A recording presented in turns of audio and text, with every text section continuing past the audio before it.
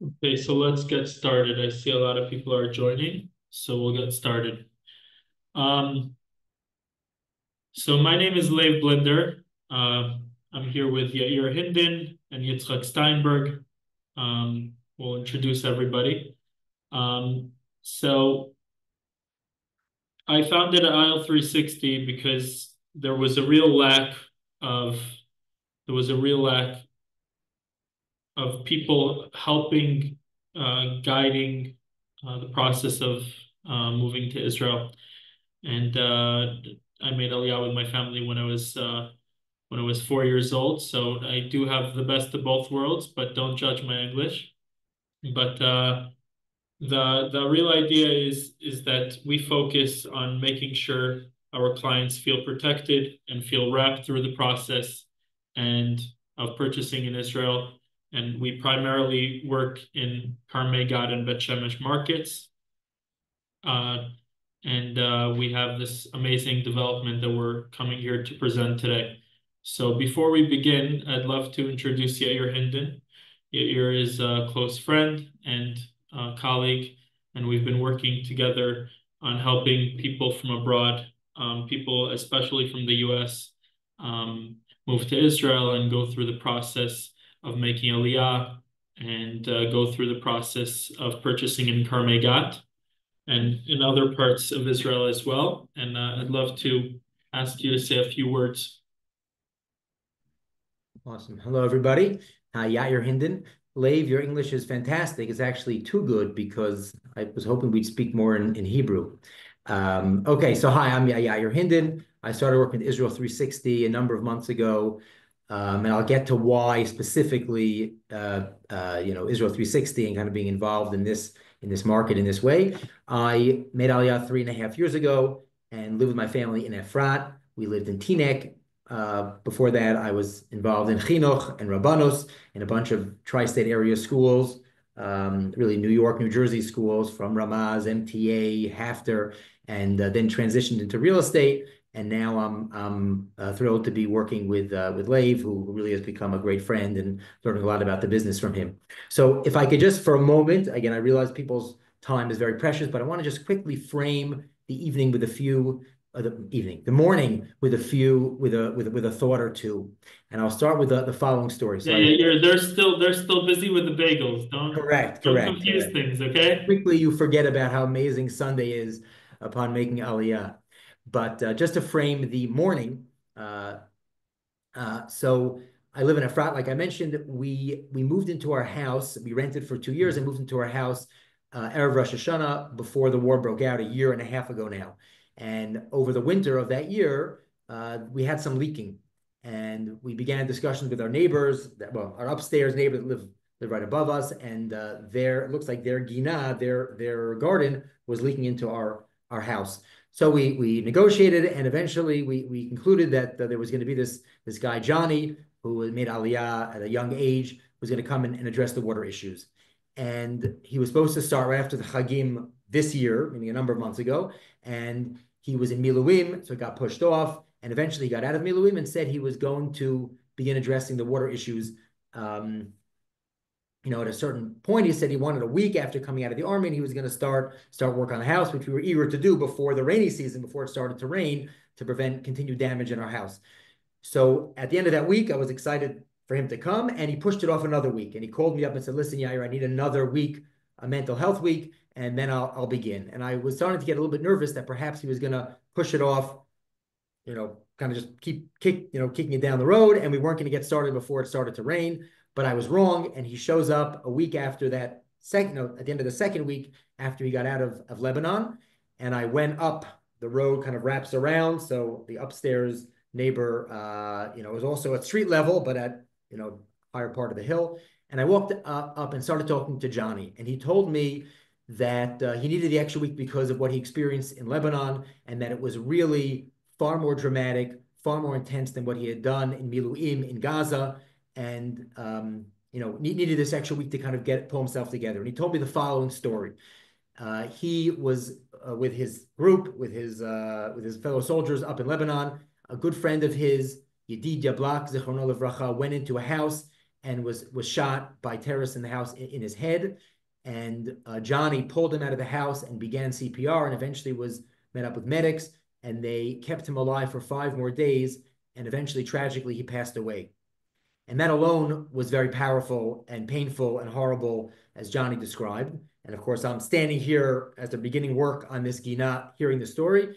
And he said what makes it even more powerful is the fact that Johnny's wife was pregnant with their first child, and happens to be, now I'm fast forwarding to right now tonight, the bris is supposed to be on Tuesday, and I may go to that bris. But to have this young woman give birth, their first child, husband having been killed shortly before in Lebanon, was just such a painful and powerful story.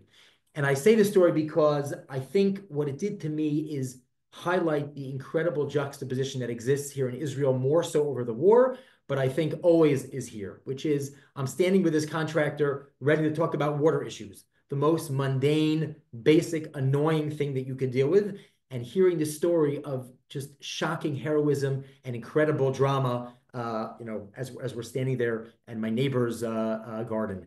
And the juxtaposition, the fusion of the mundane and the intensely spiritual, meaningful, deep, and rich realities that exist here all the time was very much at play. And I think that duality, coming as an Oleh, dealing with the mundane, dealing with the technical, but also feeling like in the background, everything is being infused with these deeper values and idealism, was very much real. And if I could just throw an idea of Torah, and I'll turn it over to Lev in just one moment, but the Abarbanel asked on last week's Parsha why, and closer to people in America having read this Parsha, but why does Yosef need two dreams at the beginning of the Parsha? Why wheat and stars? Just have one dream.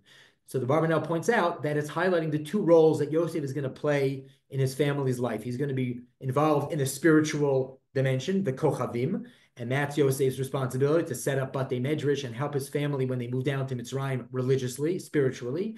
But also he has a physical role, a technical, more mundane, you might say, role, which is to provide for the sustenance and the physical well-being of the family. And that's the dream of the wheat. And so what? Why are both important? Because the two exist in incredible fusion in Israel. And that has really been, if I talk about the most powerful message of my 3.5 years here, it's the fact that the mundane, the regular, the dealing with water issues on our Gina is linked in intense ways to the powerful themes and ideas that go on in Israel. And there have been so many moments. I'll just highlight, getting closer to our issue. But when we bought our house in Israel, I'm sitting in Mizrahi Tfachot. My Hebrew is pretty good for someone from Efrat, but it's far, far from fluent. And I'm sitting across this woman getting ready to buy our house, and there is a stack of 500 pages that we had to sign, page 30 and 90 and 150 and 400. And as part of the protocol in the bank, she says to me, Adoni, would you like to read through all of this? Like, she has to offer it knowing that I'm going to say no. But as a joke, I said in a very serious face, yes, I would like to read through the entire document. And her face just turned white, like it's going to take a month and a half to read through these documents. And I told her I was joking. But at that moment, I paused and I said, this is incredible. Could my grandparents, could anybody have imagined that there'd be a 500-page technical document in Hebrew that's just unimaginable 2 generations ago, 3 generations ago? And here I am sitting there and involved in a very technical transaction, but at the same time thinking about how awesome it is that Hebrew, that as a Hebrew is a language, I finished Opan, I guess sometime before, but was thinking about that. And I'll just end with one more anecdote, and then I'll turn it over to Lev. But we just started saying, and there has been some rain, Baruch Hashem, but said an additional tefillah for Geshem in Shema Kolenu, in Shmona Esrei. And I'm in Shul, I'm a Gabbai of our Shul in Efrat, and we announced we're going to start saying, based on the guidance of the Rabbanut HaRashi, we're going to start saying Tefillah Geshem. And fine, we're davening for Geshem. And as I'm davening, I'm thinking, HaKadosh Baruch Hu is having these, guiding us in these incredible successes on the one hand, and we feel like, thank God, the tragedy of October 7th has unfolded in ways where we're starting to see great successes on the one hand. On the other hand, we don't have rain. HaKadosh Baruch Hu has not brought rain, and kind of struggling with that. And as I come home, I turn my water back on to our gina to make sure that there is water so that even though we're in the rainy season, we'll still have water. And again, another moment of the link of just mundane watering your lawn, but also feeling like this is part of a broader story of our davening for Geshem, being in Israel, what we want out of a Kadosh Baruch Hu, and those two things play very much together.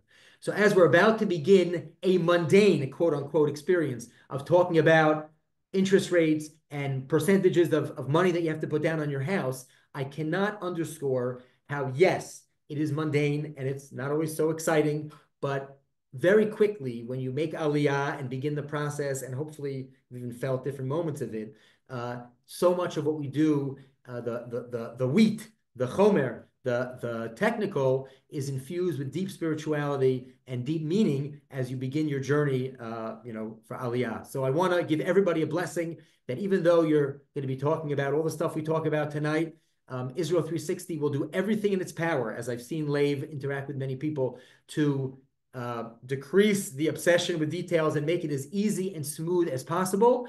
And please God, the idealism that has brought you here and the commitment to living in Israel will still be able to be a guiding theme even while you move through this process. So we're here to help you. Lev certainly is a seasoned professional and has a team of professionals, and we'll do everything he can. And I will help as much as I can to make this process, one that doesn't distract from all the wonderful themes that you were thinking about. So I will turn it over to Lev and maybe jump back in later on in the session. Thank you so much, Yair. So Yair is definitely one of the best additions to our team in the recent year. He definitely has of the vast knowledge of someone who really knows his stuff of making aliyah and also the nitty-gritty of the Israeli real estate market. So we really appreciate you, and the American real estate market, by the way, as well. So we'll start talking about the topic that we all convened here to talk about today. So what makes Carmei Gat special? So these are the five, in my opinion, the 5 points that are important to find in every place that you'll buy in Israel, but Carmei Gat definitely could highlight each one of these points. So, and we're going to try to speak about all of them. So we're going to speak about location and employment opportunities. We'll speak about the community, the neighborhood, and the affordable housing. So we'll get to each one of these. But let's zoom out and see where Kiryat Gat or Carmei Gat is. So Carmei Gat is a neighborhood of Kiryat Gat, which is right down here.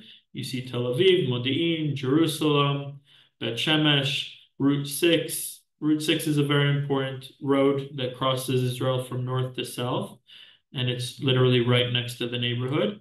And there's also a train line that goes directly from Kiryat Gat to Tel Aviv, and soon they're also going to build one from Carmei Gat. We'll show you in the next slide as well. We're also not far from the beach. And yeah, so if you zoom into Kiryat Gat, this is the whole area of Kiryat Gat. So this underneath Route 35 is the older city of Kiryat Gat here on the right. So, and up here is Carmei Gat. So right above Route 35 is the new neighborhood of Carmei Gat.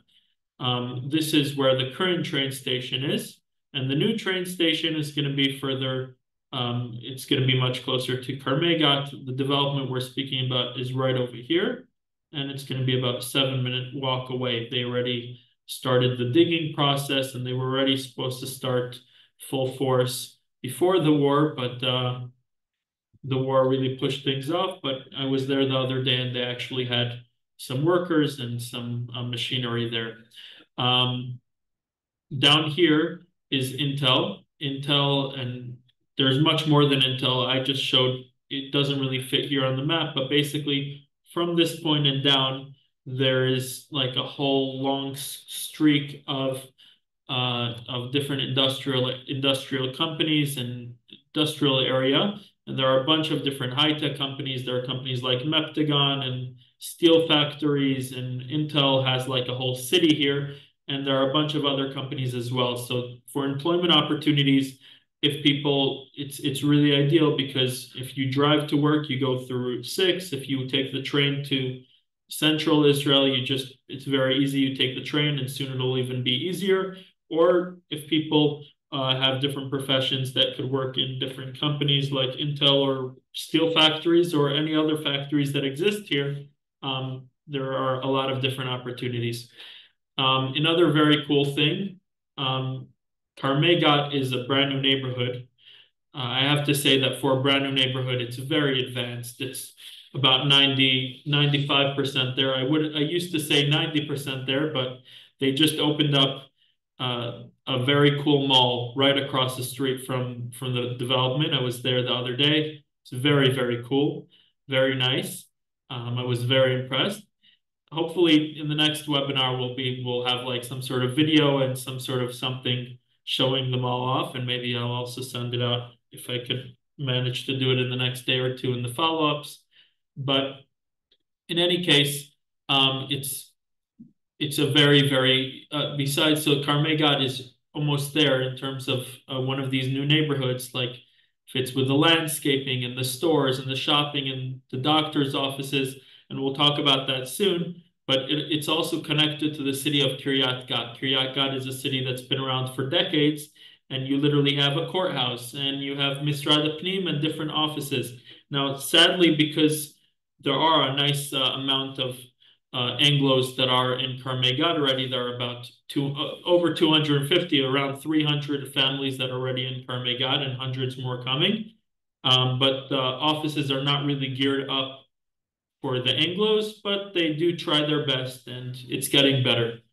But all these offices do exist in the area. Like there are a lot of new areas that don't have access to these offices, and they have to go to neighboring cities. So that's a very cool thing. But if we this is a zoom in into Can the I just jump in actual for one neighborhood. second, Leif? Just one quick comment. I Yeah. just, as an Ole, I don't want to dissuade anybody from coming to Efrat. If you're a good person, we'd love to have you. However, something I didn't think about at all when making Aliyah was about transportation and transportation to various places. Efrat is amazing, but to get from Efrat to Tel Aviv, even Efrat to Beit Shemesh, is not so simple. And even though people come to Israel and I have a job in Yerushalayim, so it's a 25-minute drive, a 30-minute drive, an hour, if there's bad traffic. But people change careers, people move to different places, and I've seen not every day, but not uncommon for someone to begin working in Yerushalayim, wonderful, but then they move to Tel Aviv and the commute becomes very, very challenging. I think what has just blown me away about Carmei Gat is that it's new, it's whatever, but the transportation and the transportation to the number of major centers is fantastic, and that's something certainly not to be underestimated. Just to jump in and say Right, that. there is a train to Tel Aviv that's 38 minutes, and then they also have buses every probably twice or three times an hour to Jerusalem that take about an hour, sometimes even less, depends on traffic. It's very, very efficient. And in terms of the place, it's really gorgeously done. I recommend anyone that comes to Israel to come and see. We have an office here and we'll be happy to host you for some coffee. But the place is gorgeous. It's flat. So a lot of people like calling it the New Modin because the demographic of the population is very mixed demographic. So it's like a classic Israeli city with a nice chunk of Americans there. And that's very similar to Modin. But I always like saying it's much better than Modin because Modin is all hilly. This is all flat. It has a gorgeous park. It has a mall. It has a bunch of out. It has right over here in this half a circle. There is a whole outdoor mall, and then here there is an indoor and outdoor mall as well. It's a very, very cool place, and it's really self-sufficient and very nice. And our development is right here in the center, okay, in this box. So if you see these two traffic circles, we're going to get back to that in a second. But before that, I'd like to show you the park that's down here.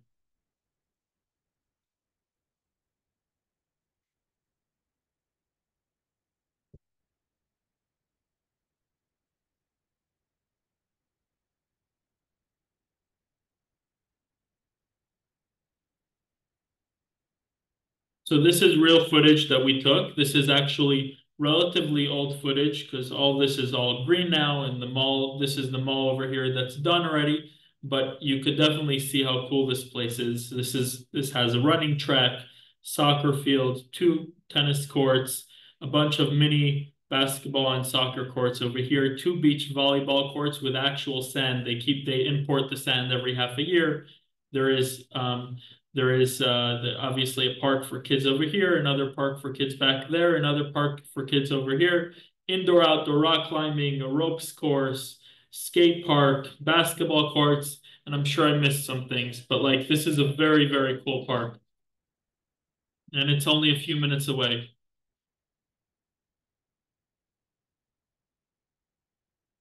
There is a running path and a bike path that literally goes straight from the development to the park. It's about 5 minutes, not even.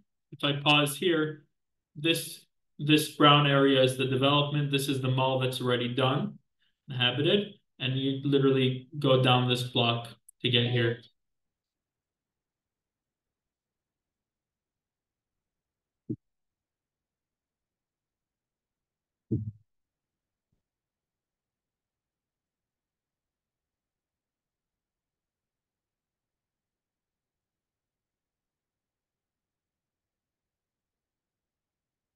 There's actually a cleaning.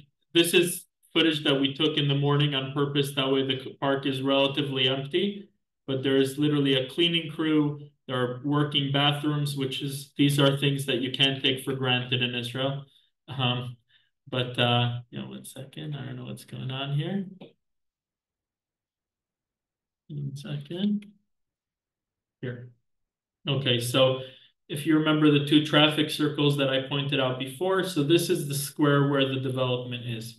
So we have 6 buildings and 22 semi-attached homes. The Anglo Community Shul just got this piece of land recently, and I don't know, many of you probably saw that they had a whole campaign going on. They raised about a little under 3 million shekel, I think like 2.7 million shekel, if I'm correct. And they're hopefully building a beautiful building, and they're in an amazing community. Currently, they're right off of this main road, Sderot Carmei Gat. They have a caravan, but they're building right over here. So it's right next to our cottages and a minute away from our buildings.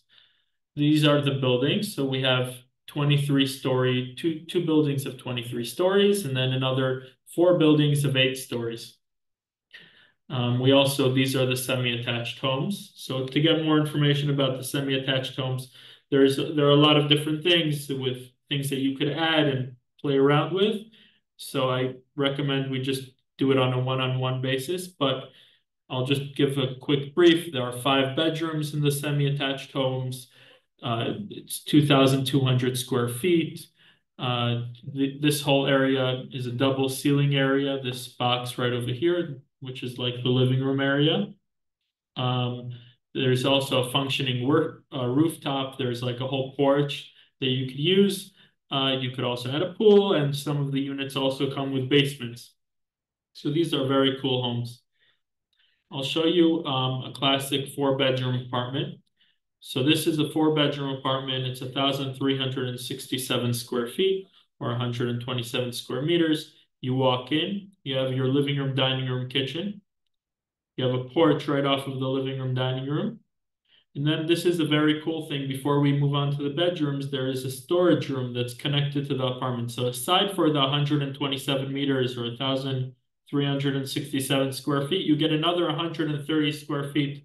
96 square feet or 9 square meters, which is basically the size of another bedroom, aside for your other 4 bedrooms that's connected to your apartment. And when you continue in the hallway, you have the master bedroom here on the left with an ensuite and a niche for a closet. The apartments in Israel don't come with built-in closets, just to clarify. They come bare, and it's important to know that. We could talk about that a little bit more shortly. This is bedroom number 2. This is the main bathroom with a niche for the laundry. Then bedroom number 3, bedroom number 4, which is also the bomb shelter. And you have a powder room. So there are 2.5 bathrooms and 4 bedrooms, and the living room, dining room, kitchen, porch, and the machsan. You also get a parking spot, and this will run for around starting from $670,000 US. And we also have 3-bedroom apartments starting from $610,000 and 2 bedrooms starting from $560,000. You could pay, it depends on every case and at the time frame, but you pay 10 to 20% upon signing. The estimated completion date is 4 years. So it's 4 years from, it's 4 years. It depends really on the different units. Some of the taller buildings is 4 years. Some of the lower buildings are a little shorter of a timeline, and the houses are even shorter. They're a little under 3 years. So if we backtrack before we get to Yitzchak, if we backtrack and we speak about the 5 different points that make Carmei Gat a great place to buy. So if we talk about the location with Route 6, the train, the buses, Intel, and the whole industrial area in Carmei Gat, in Kiryat Gat, and all that gives you a great location and great employment opportunities. And if we talk about the community, there's already a thriving Anglo community that's already there, and there is a beautiful community that's called Carmei Gat, and there are a few other communities as well. And the neighborhood is gorgeous, and the housing there is still very affordable compared to other areas like Ra'anana, Modi'in, Jerusalem, Bet Shemesh. It's very affordable. So before I continue, I'd like to just give a quick introduction. Yitzchak is a guy that we've been working together for a number of years now, and he's a very diligent lawyer. He's top of the line here. Aside for just being a regular lawyer, he's done various different types of developments. He's worked on the developer's end, he's worked on the buyer's end, and he has vast experience in this market. So I'll hand it over before you turn too red, and we'll take it from here. Okay. Thank you, Lev. Thank you, Yair. I just wanted to add one thing. If anyone has questions throughout the webinar, there's a question box, and we'll try to answer everything at the end. Okay. So thank you, Lev. Thank you, Yair. Good morning, everyone. I would like to, in this presentation, just to explain briefly about the process in Israel versus the process in the United States. Since I found it in the years that I'm practicing for more than 20 years, I found that it's quite significant for people to understand the differences between Israel and the United States when it comes to purchasing a property, and also knowing all the closing costs and the additional costs, so you'll know exactly what's included, what's not included, and so you know in advance to budget yourself and to minimize the surprise that you'll have in the course of time. So I hope everyone sees my screen. If you don't see my screen, just let me know. So in this presentation, okay. So the first, I would like to highlight the differences between Israel and the United States in terms of where the transaction becomes binding. In the US, whenever somebody even signs a contract, so the contract itself is more of a way to intend or to express the intent to purchase, because nothing actually happened, especially on the buyer side, after the contract had been signed. Money is in escrow. The buyer could actually back out almost at any stage as long as the deposit is refundable. It's not called a hard deposit. And you could back out at almost at any stage. And you have plenty of time to do your due diligence. Money was not transferred to the seller. Money was not exchanged. Money is still in escrow, and actually the deal becomes binding only upon closing. Only when you close the deal. Only after you did your due diligence, whether it's inspection, title, mortgage, environmental, whatever you want. Everything is being done at the end. And therefore, nothing really happened when you sign a contract. In Israel, it doesn't work this way. In Israel, once you sign a contract, you're committed. If a buyer wants to back out for some reason, they could find themselves losing their deposit. And in Israel, the deposit is a minimum of 10 or 15%. The deposit could be confiscated. You should know, by the way, that the immediate rule according to the Israeli law is enforcement. I was involved in a case many years ago where a client of mine signed on a piece of a napkin at the lobby of the Inbal Hotel on some sort of a paper with an owner of a property in Nachlaot in Jerusalem. And the seller decided to back out for some reason. We managed to get a restraining order from the court in Jerusalem to enforce the contract on the seller because the wording on this piece of napkin were the right wording. We actually made it to be the right wording, so we managed to enforce the contract. So as a result, since the contract is binding once it was signed, so you have to make sure that, first of all, you do all your due diligence prior to signing the contract. You want to make sure that title is okay before signing the contract. There are no mortgage contingencies on contracts usually. So everything has to be done prior to signing the contract. You want to make sure that you won't have any surprises in terms of taxes, fees, so forth, et cetera, prior to signing the contract. Also, in Israel, once a contract has been signed, so money will be released. Of course, the seller has to provide you certain guarantees, but the money will be released to the seller. We'll explain later on how it works, but money will be released. So again, since the contract is binding, if you want to back out, you could lose your deposit. Also, depends on the type of deal that you're doing.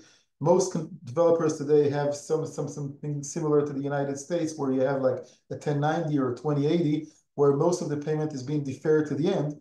But in other contracts, you would expect to have some payments along the way. And again, this is something that differs Israel from the United States when it comes to real estate transactions. Another thing that you have to know about is that we don't have title insurance in Israel. In the States, you're used to paying separately for title insurance. In Israel, there's no such a thing. According to the Israeli law, the lawyer who represents the buyer is liable for the title. So in case, God forbid, there are any issues with the title, so the lawyer is liable for that. You have to make sure that the lawyer has sufficient insurance coverage for this point as well. As a result of the fact that the deal is binding once it was signed, so fees, taxes are due once the contract has been signed. In the States, for instance, you're used to paying the agent when you close. By us, you pay it already once the contract has been signed. Same happens with purchase tax, which is the heaviest expense. We'll explain about it later on.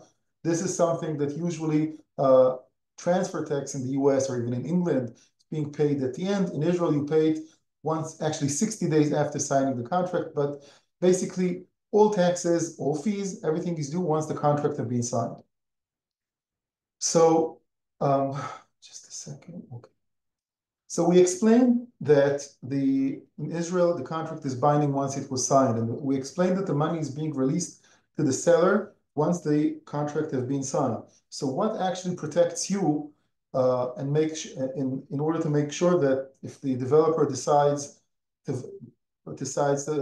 back out, or the developer just vaporizes, what happened to your money? How are you protected?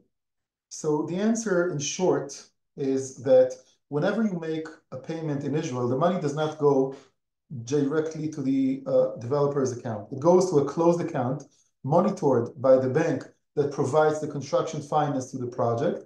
And the money is not being released from this account unless somebody on behalf of the bank, usually it's an appraiser or an engineer, approves the certain milestones of construction have been reached. So then we know that the money is not going to finance the developer's new Porsche or his wife's new jewelry or old jewelry, whatever you want.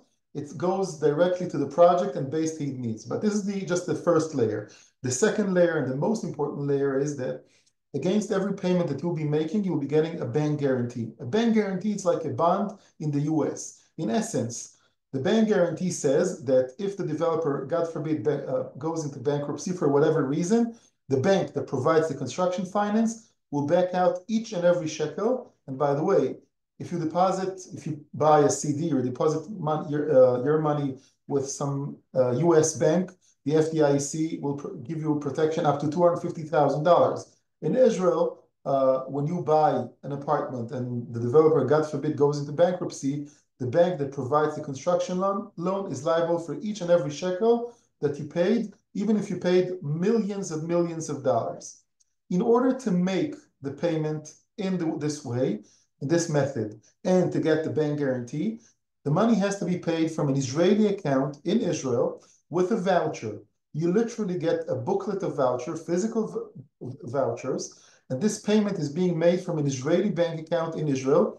And this is the only way to make the payment. This is designated in order to minimize any or actually to eliminate any situation where money goes to not the where it has to go.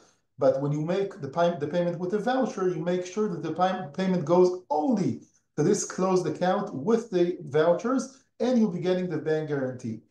In addition, the law says that except the contract itself and except the bank guarantees, part of the contract, you have to get the technical specifications, what we call the specs, or the mifat techni. The mifat techni specifies each and every item in the apartment itself, specifying the dimensions, the amounts, or the place where everything will be placed in order to create clarity. And we're not in a vague situation anymore where you saw on the marketing materials golden faucets, diamonds in the walls, Picasso next to Van Gogh, and so forth. The specs define exactly what you'll be getting. And also you have 3 types of blueprints showing on various scales the layout of the apartment itself and the dimensions, showing the floor plan, including the adjacent apartments, which are your neighbors, and also the plan for the entire lot. So you'll be able to see the exact allocation of the building on the lot to see exactly the exposure. Any deviation from those plans is a material breach of the contract. Again, the above was done mainly to create a situation where everything is clear and you're not throwing your money down the drain, but everything is secured and guaranteed, so you know that exactly what's the product you'll be getting. So what is not included in the buying price itself? So the first and the heaviest expense is the purchase tax. The tax in Israel, whenever somebody purchases a real estate asset in Israel, they have to pay a purchase tax. Purchase tax when it comes to apartments in Israel, residential apartments in Israel. So as long as you're not an Israeli first home buyer, and in order to be an Israeli, it means that you have to be a tax resident in Israel. That means that you have to spend in Israel more than 183 years in a consecutive year.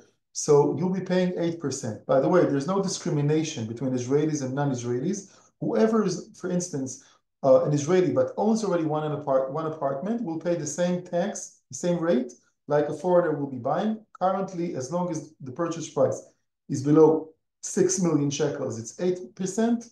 And on top of this, it's 10%, meaning it's tax brackets. If you're buying for 650, so until 6 and change, you'll be paying 8%. On top of it, you'll be paying 10%.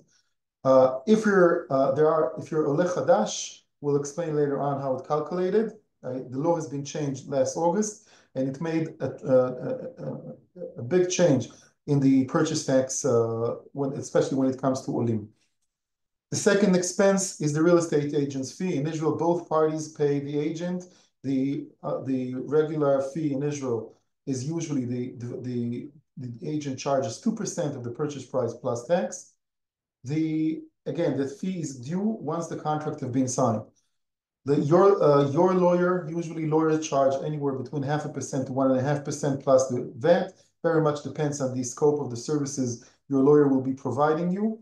And if the lawyer is experienced and has the knowledge to deal with foreigners, because it's a different type of expectations and different type of services that foreigners require from their lawyers. If you are planning on a mortgage, the mortgage broker fee is due once the mortgage is actually executed.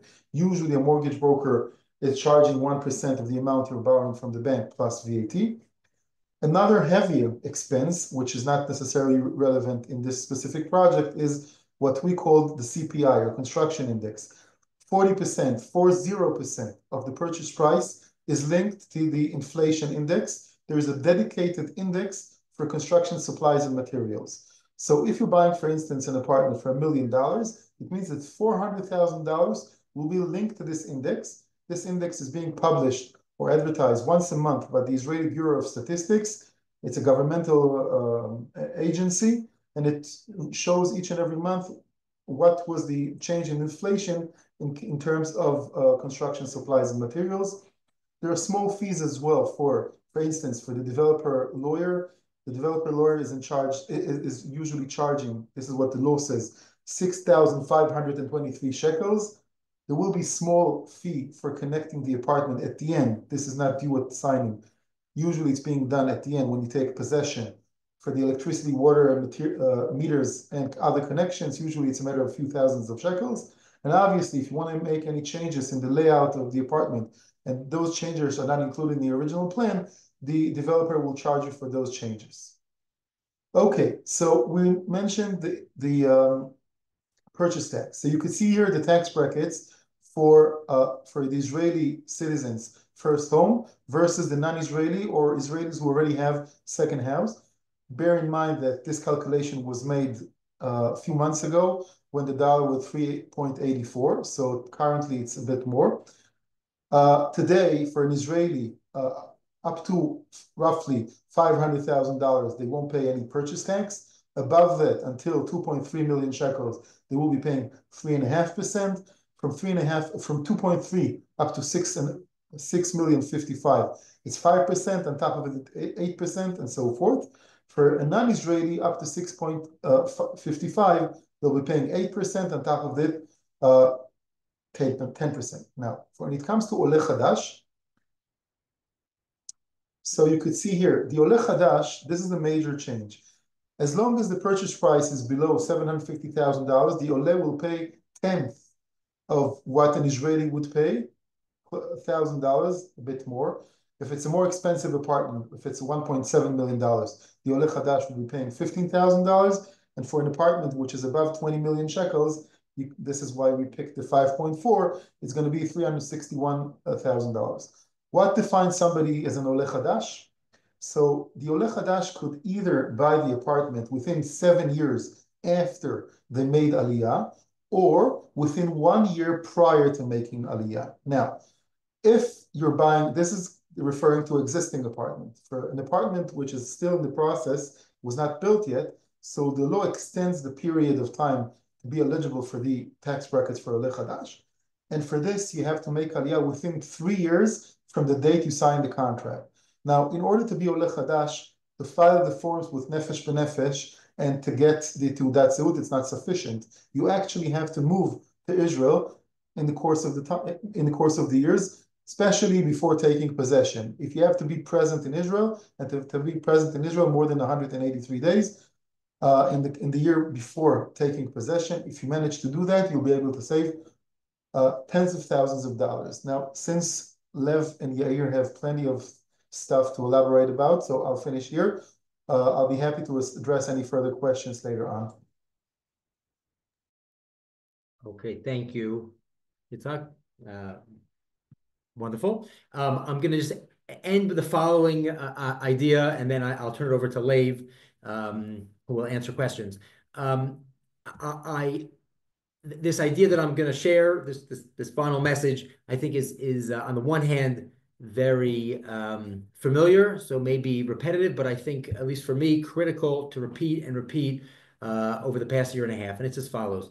So I like jogging, and I'll often listen to podcasts as I go jogging in Efrat.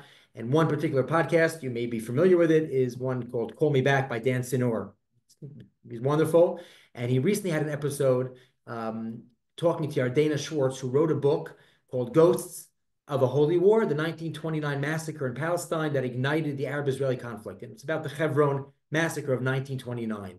And I want to just share a few points she makes, and then kind of a message, again, a familiar one, but I think powerful, that for me emerged from this podcast.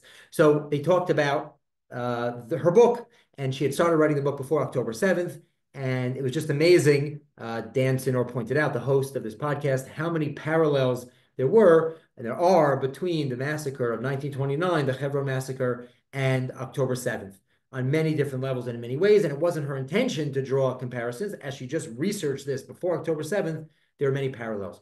So just a few details from this discussion from her book. So she points out that in the months before the Hebron massacre, Haj Amin al-Husseini, the Mufti of Yerushalayim, a terrible anti-Semite, someone who partnered with the Nazis during the Holocaust, and his nephew was Yasser Arafat, and really a terrible person for the Jews, had been stoking in the months and years before the Hebron massacre, had been stoking lies about the Jewish people, that they are trying to conquer the Temple Mount and destroy the Alaska Mosque, and they rape women, and just really terrible lies that really fomented a lot of hatred towards the Jews. In the Tisha B'Av before this massacre, in August 24th is when it began in Hebron, was about a week and change earlier, was Tisha B'Av. So 10,000 Jews came at night for keynote to the Kotel, and then the following day a few hundred. And the Mufti, Haj Amin al-Husseini, used that as a pretext to say, okay, now the Jews are beginning to storm the Temple Mount. Look, 10,000 Jews showed up. We need to fight them off. We need to stop them. And that really ignited the flame that led to the massacres. A particularly tragic piece was that a few days before the massacre in Hebron, the Haganah came to the leaders in Hebron and said, we want to protect you. There's a sense that the riots are going to begin. They had already begun, elements in Tzfat, in Yerushalayim. It's going to come here to Hebron. Please let us protect you. And the leadership of Hebron said, no, we have such a good relationship with our neighbors. It's not going to happen. Get lost, basically. Don't come here because it's going to send the wrong message, an unnecessary message about the relationship that we have with our neighbors. Don't come here. And tragically, on August 24th, 1929, a week and change after Tisha B'Av, the massacre has begun, and really everything that we saw on October 7th, elements of those images were extant and existed during the Hebron massacre. Just the level of barbarism and horror was particularly dramatic during the Hebron massacre, worse than what happened in Tzfat and Yerushalayim, and even worse than some of the massacres and pogroms that had gone on in Europe, which the Jews of Hebron, many of whom came to escape. And when the podcast described, when they talked about what happened in Hebron, it was people with knives and with machetes, and just a really terrible description. And I kept, as I was hearing this, running through my mind how amazing it would be, how powerful if the elite forces of the army, or the Israeli army, was just around with just a few soldiers, could have stopped the massacre with the sophisticated army that we have nowadays. If they were in the homes of the people in Hebron, they could have stopped what had happened with knives and machetes. And here we have such an incredible army. And I was jogging and listening to this, thinking, "Oh my gosh, HaKadosh Baruch Hu, had we had this army, then what it could have done." And then the podcast went on, and Yardena Schwartz, who had written this book, basically said that in the wake of the massacre, the Haganah totally reimagined itself, and it went from a ragtag group of soldiers, not even soldiers, of militia and people that were trying to defend the Yeshuvim in the Tel Aviv area and Yerushalayim, etc. They said, look what happened. We can't rely on the British. We need to reorganize. And the early stages of the Israeli army, the Haganah and the IDF, and then, of course, all the unique elite elements of the Israeli army came into being as a result of the horrible massacre in Hebron in 1929. And what it showed to me was, as I'm thinking, I wish we had all this force here to just prevent this massacre with a few sophisticated machinery and artillery, we could have stopped it.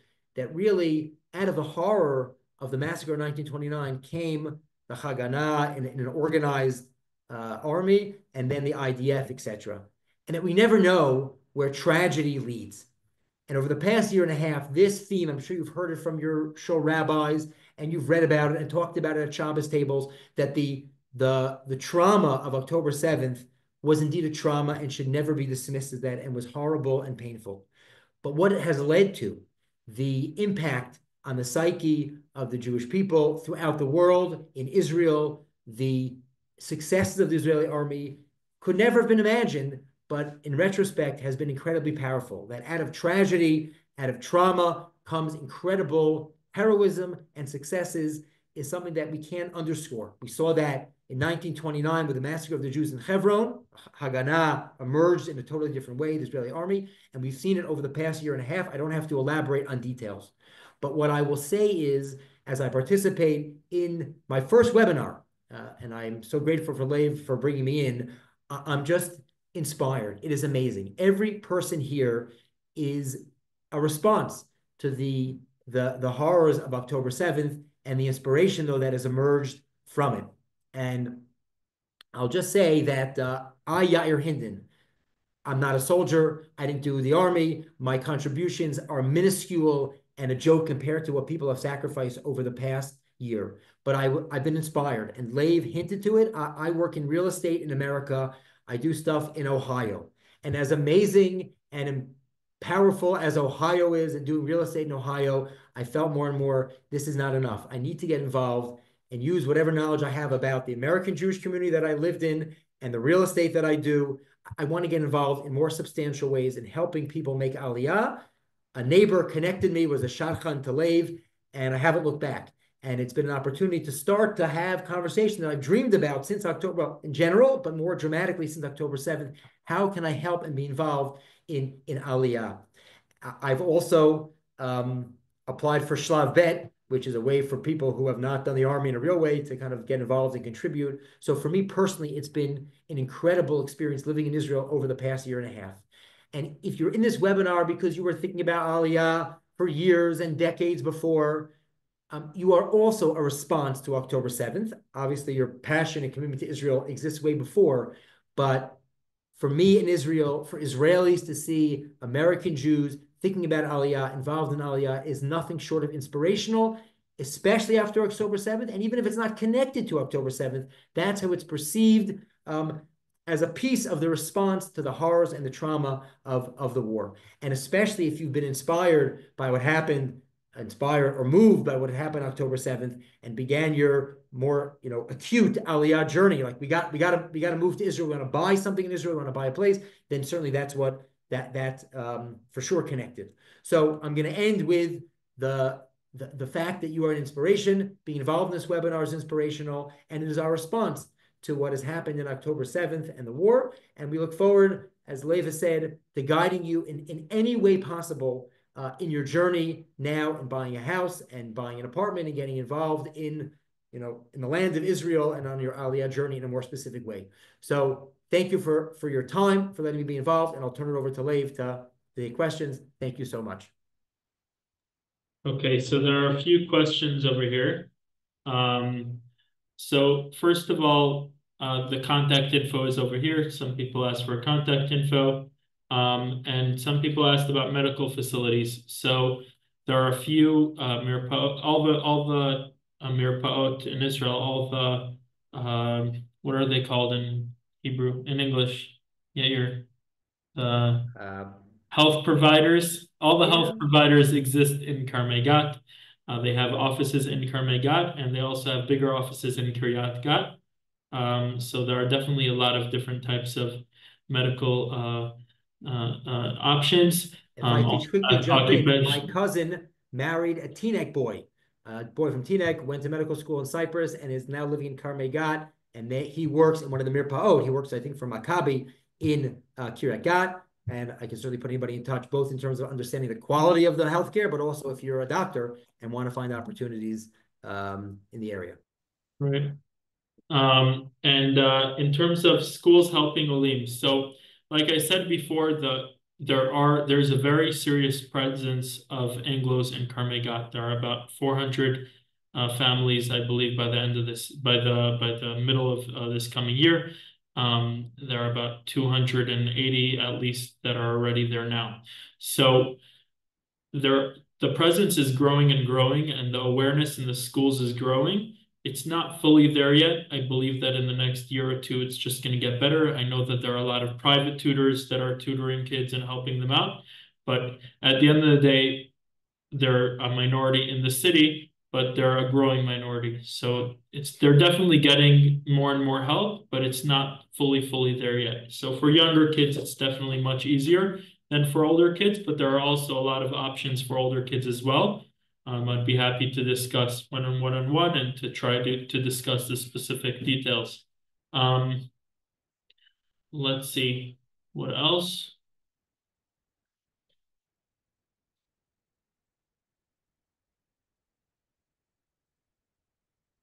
So in terms of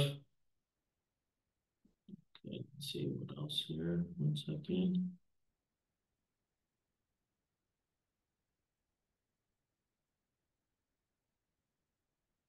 Okay, so I think, oh, and someone asked, you mentioned medical providers and doctors. What about hospitals? So they have a plan to build a hospital in Kiryat Gat, but currently the closest hospital is 20 to 25 minutes away in Ashkelon. And it could even be a little bit faster if you're in an ambulance, but that's approximately the closest hospital at the moment. They do have emergency rooms and stuff like that, but not a full hospital. And the weather throughout the year, it's on the hotter side, but it's on the drier, hotter side. So it's like more like a desert heat than a beach heat. So you don't really get so sweaty, but it is definitely on the hotter side. So there are a few other questions, but I'll be happy to answer them privately just because they're personal questions. So we'll be in touch, and we're going to send a follow-up email with more information, with a recording as well for people who did not have the opportunity to attend. And we're here for any questions that you may have. And we're here for one-on-one Zooms. Our office is always open in Carmei Gat, and we're also in the States a lot. So we'll be happy to meet in any one of those forums and speak whenever you'd like. So it was great being here for you guys, and have a great rest of the day. By us, it's already nice and dark for the past few hours, but have a great rest of Great. the day. Thank you, Enjoy your everybody. Sunday. Yes. Bye bye. Thank you, Yitzhak and Yair.